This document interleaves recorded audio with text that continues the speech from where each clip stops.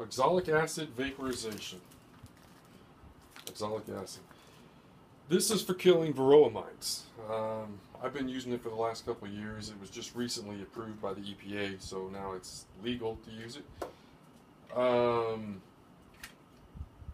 These vaporizers cost quite a bit of money when you buy them online, so I've made my own. This one's about to wear out because I've used it so much. I was getting ready to design a new one, so I thought I would go ahead and film the process, so if anybody else wants to try to tackle this and make one of their own, they could do so as well.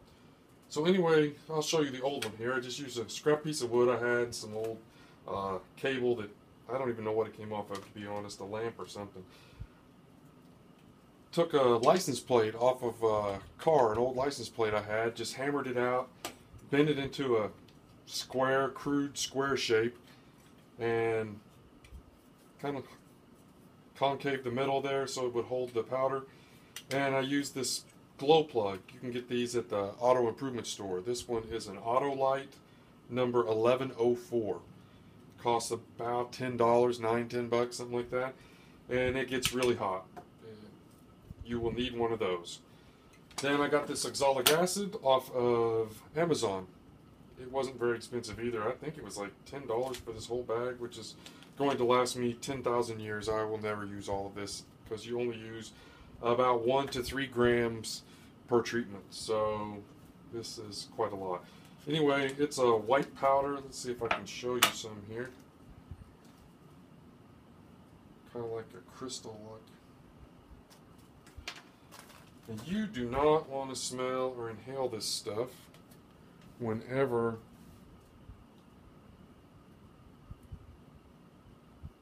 you are vaporizing it, because it is nasty, nasty, nasty. And I don't see how you could inhale it, to be honest, because as soon as it starts to get in your nose, you go to coughing and wheezing and getting the heck out of Dodge. So it kind of regulates itself, in my opinion. This oxalic acid, the white powder I showed you, when it gets really hot, what will happen is, a couple, 2 or 3 minutes or so, it will turn into a liquid. And as soon as it turns into a liquid, then it'll start steaming off as vapor. And that's where you get your vapor from. Like I said, you can get this off of Amazon. There's probably other places to buy it. I know it's sold as wood bleach in like a Home Depot or something. I've never bought it that way, so I don't know if it looks like a white powder or if it looks, something else. I've never bought it that way. This was easy and really cheap at Amazon for such a huge amount. So that's just the way I went. You're also going to need a battery. You'll have to have a battery to power this. This was $50, so it easily makes it the most expensive component. Okay, so this is the glow plug. Like I said, it is an Autolite 1104. I got it at O'Reilly's. $10. The positive wire will wrap around this section here that goes to the positive on the battery, and the negative wire wraps around these threads down here. So positive, negative. Alright, the wire that I used before, this thing gets pretty hot, and it's melted this, and it really does a job on these little wires. So I was going to try to use something thicker. The only other scrap I have is 10 gauge, which is thick like this. I've been practicing, seeing if it might work better to try to wrap it around here. If I can't get this to work, then I probably will go ahead and reuse this cord, because this is kind of hard to bend, but I'd like to use the thicker wire. So we'll see. I may be forced to reuse this wire. I have some sheet metal here I bought at Home Depot. This is, I bought this to put on the top of my hive that I built. You always see the metal reflective roof on them, so this is what I bought. It was pretty cheap, I think $9 for a sheet of this. Anyway, this is the scrap that I have left over, so I'm going to use that to make the new one. And I'm going to use my entrance reducer, because that tells me exactly how thick I can go to be able to slide this into the hive. So I don't want to make the box any taller, or I'm not going to be able to fit it. So this is a really good tool to use when making it, to make sure that you're staying within specs. Alright, so I started by cutting out a piece of metal that's roughly 3.5 inches by 3.5 inches. I don't think that's super critical. As long as when we make these bins, this is the old one, I flattened it out just to kind of get an idea of the size. And what we'll do is we make a slice here, slice here, slice here, slice here, and then those bend down to form the sides. You can see the little ears stay up like that. Then we'll bend this over, fold our little ears over, and you can see how it starts to look like a box. So we need to do this with this one. Like I said before, just make sure these is less than this, or it's not going to fit. Everything else is just going to add to the surface area here. So we're just going to do what I did to that with our brand new piece. I'm going to use this introducer, as I said. Also, this introducer is 3/4 inch square all the way around. So if you just want to use a tape measure and go a little bit less than 3/4 of an inch, you could do that too. I just use this. It's easier. It's quick. I lay this on this introducer, and I put it about 1/16 of an inch away from the edge.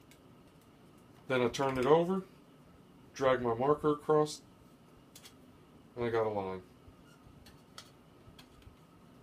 Do it again. I'm going to do it all the way around so I know where I want my bend marks to be. So about 1/16 of an inch off the edge. Just turn it over. Again, just all sides. That's going to tell me how big my symbol's going to be. Alright, now you can see everywhere there's a bend, we're going to go down. We're going to cut the slots here, here, here, and here. The center section will make into a bowl as best we can.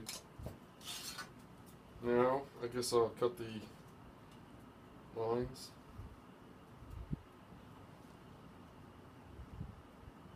I'm just cutting right up to that line there. I'll do the same on the other side.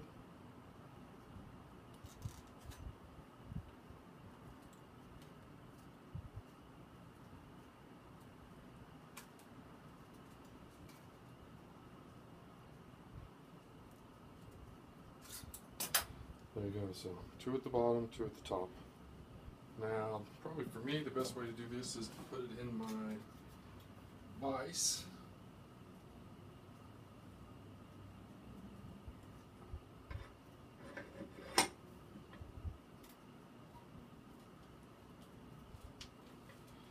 Bend it down. I don't know if it's necessary to hit it with a hammer, but I'm going to give it a few taps so just to make a nice edge.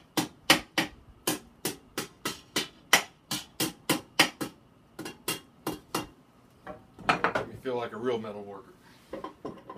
Alright.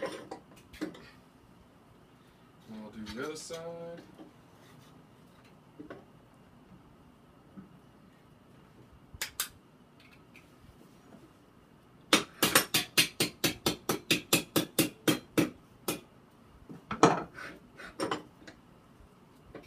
Alright, I have the 2 sides done. At this point, I think I'm going to use a pair of pliers.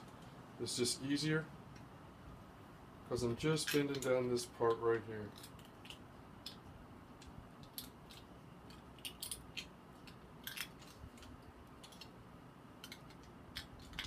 So I got that folded down. I'm going to do the same thing on the other side.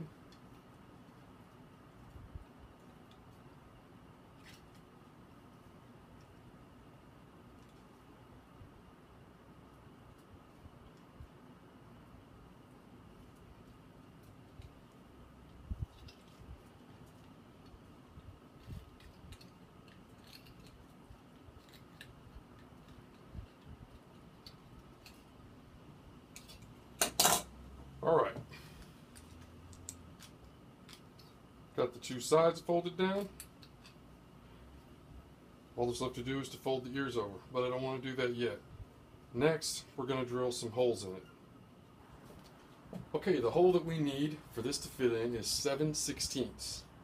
It's not a super common drill bit size, but it can be found.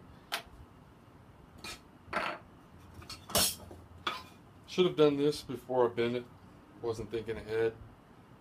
So I bent this one back up, and it's actually going to work out better this way. Just going to sit it on a piece of scrap, drill my 7/16 hole. This is a battery powered crappy drill, and it's going to take a second.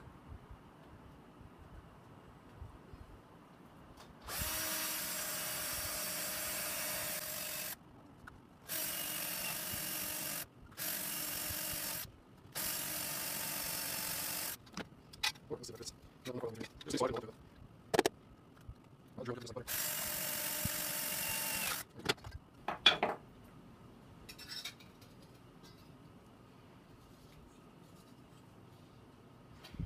By Jove, I think that will work.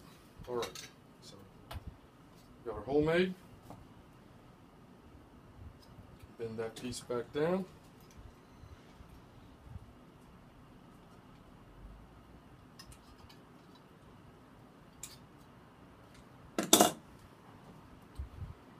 And you can start to see how this is taking shape.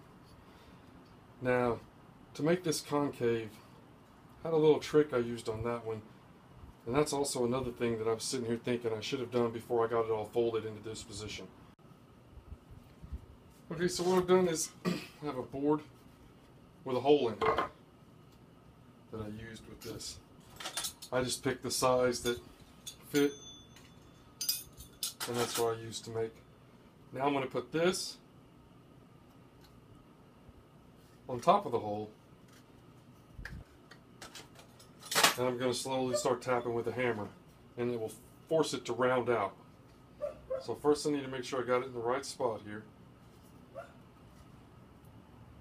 Hold it in place.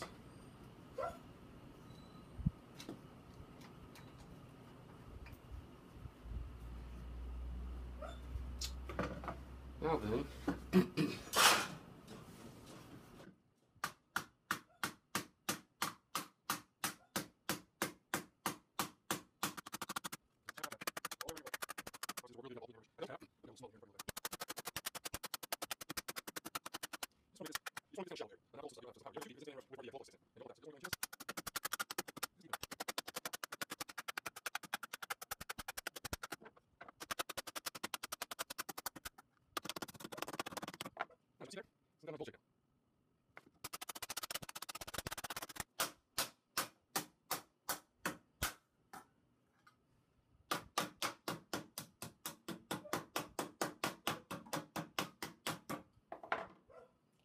now, as you can see there, it's got a nice bowl shape now.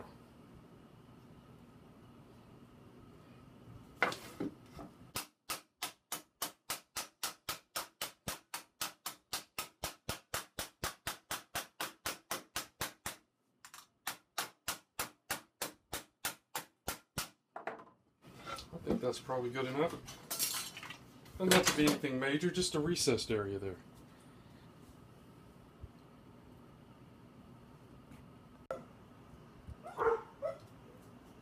Alright, so I'll strip part of this wire, drill the tiny hole that you saw, stick the wire through there, try to fasten it on.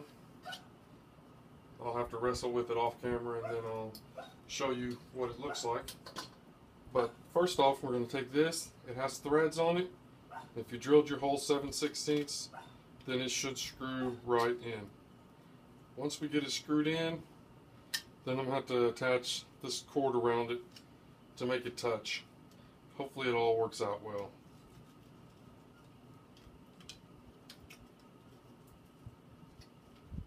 Like I said, I'm kind of making this up as I go along based on what I did the first time I made one of these.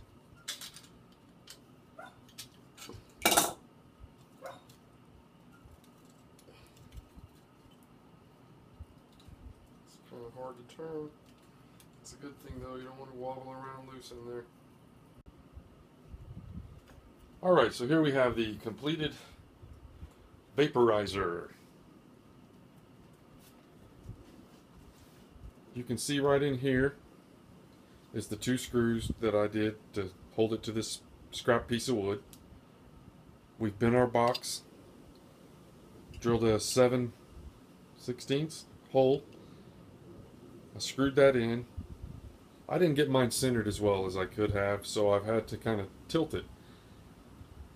It'll still go. It still works. Anyway, one wire goes to the inside. Wrap it around there as tight as you can. And then the other wire, which is the positive, probably should have done white for positive, but oh well.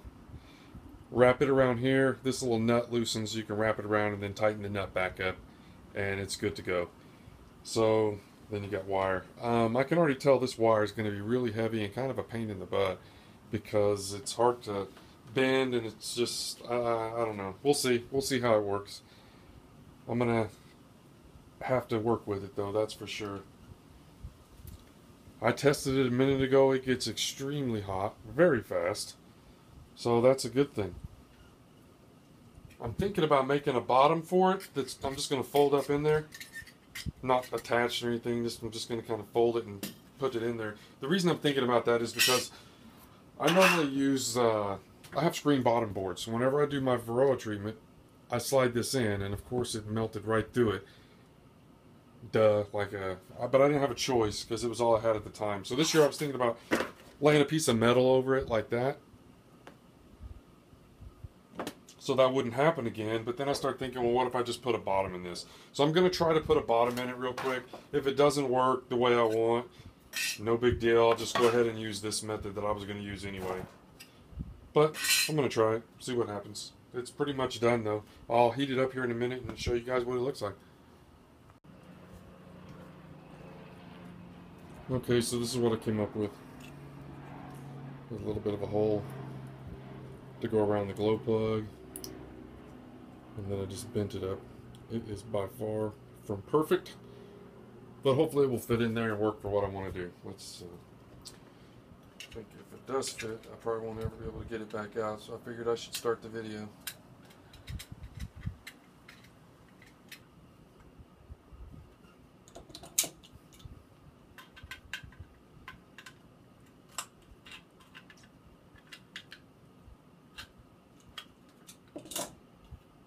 Yeah.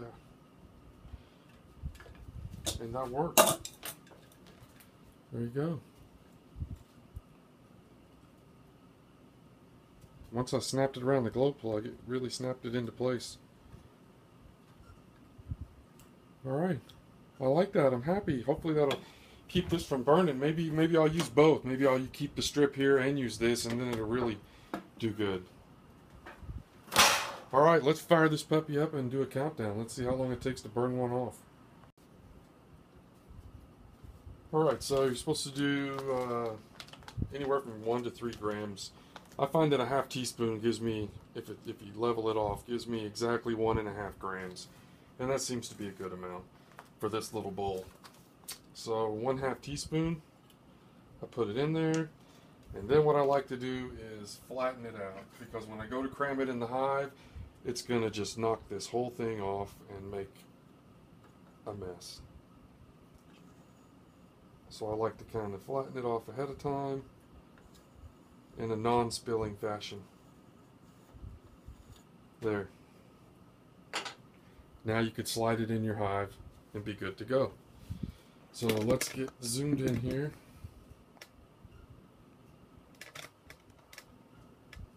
Alright, I've got the positive connected and I'm connecting the negative now.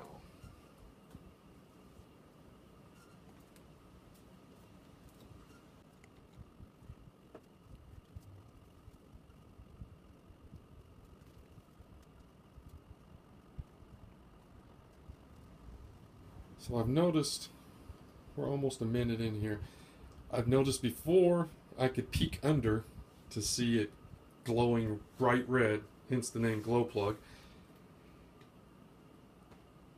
Now with the bottom on it, I can't see that anymore, so. But here in a minute when it goes to vaporizing, I'll have to step out or put my mask on. It looks like in the middle it's starting to melt a little.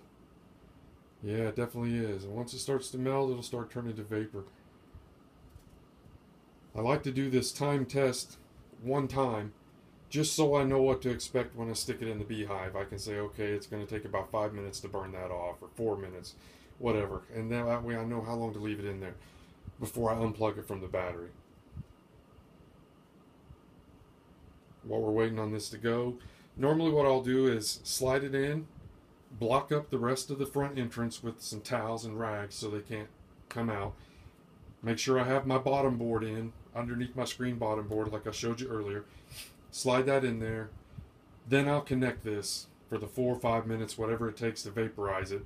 Then I'll unplug it from the battery and leave it for another 15 minutes with the hive blocked off. Then I'll go back out there and remove the towels after about 15 minutes or so.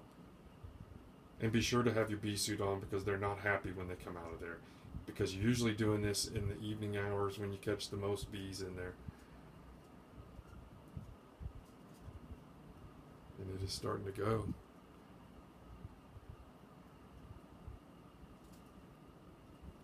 And I can see wisps of vapor coming off.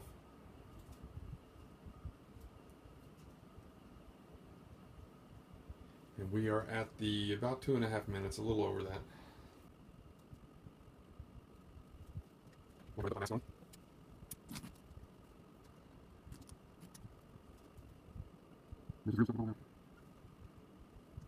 It's very windy in my shop, so you're not seeing a lot of the vapor. But if the air was still, you'd be able to see it.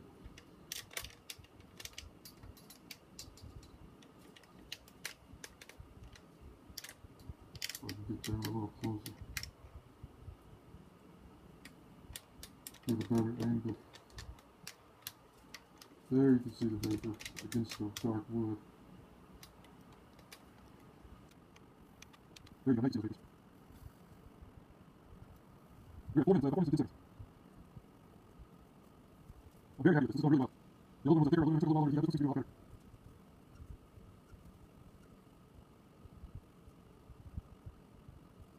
About 5 minutes. The old ones take 8 minutes, so we need better than that. I can see right there. The 8 minutes may seem like a long time to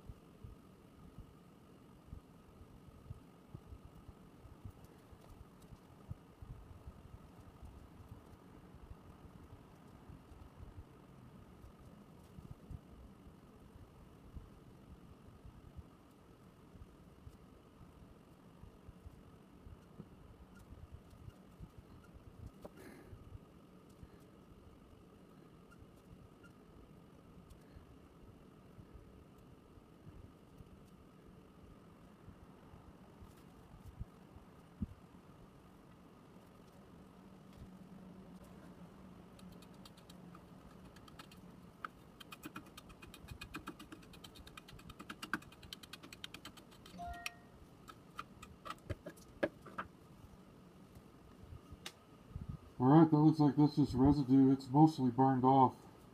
Alright, so it looks like it took about, I'd say 5 or 6 minutes after that. It really didn't do much. It just has a residue that's built up. And I've turned it off. So there you have it. To wrap up, I let that go till it just kind of turned into some white crust. It was probably, I want to say 5.5 minutes around in there. It was between 5 and 6. And this cord, it isn't going to be as long with all this coil, but I mean everything else is done. I hope you guys found this video helpful. As you can see, there's no, set of plans or anything. You just kind of bend it around and made it work. And if you want to do something like that, you can too. This may not work for a person that's got a jillion hives that they got to go through, but for a hobbyist like myself, this was way cheap and easy to make. And I can only have 3 hives here in the city, so this works really good for me, and it's not a big deal at all. Hope this helps you guys. I will show it in use. I'll make a video after this one. Not going to show it in this video, but I'll make a video in the future showing me use it. I need to do mite counts on my hives first to see if I need to use it even. I haven't done them in a while. So the last thing is I made a line so I know how far to stick it into the hive, and you'll want to do that too. I went over there and held it up next to the hive and just kind of pushed it in about halfway, and then I just made a quick line and came back in here and made it better. My line is, looks like it's about 9 inches back. I'm going to go over there and double check it just to make sure that that was right and that I didn't make any mistakes. because there were bees buzzing past my head and I didn't want to stand there too long. So, but anyway, be sure to make yourself a line so that you do know how far to slide it in. You slide it in, pack some rags in there beside it, and fire it up. All right, that's it. This is Josh in Plano, Texas.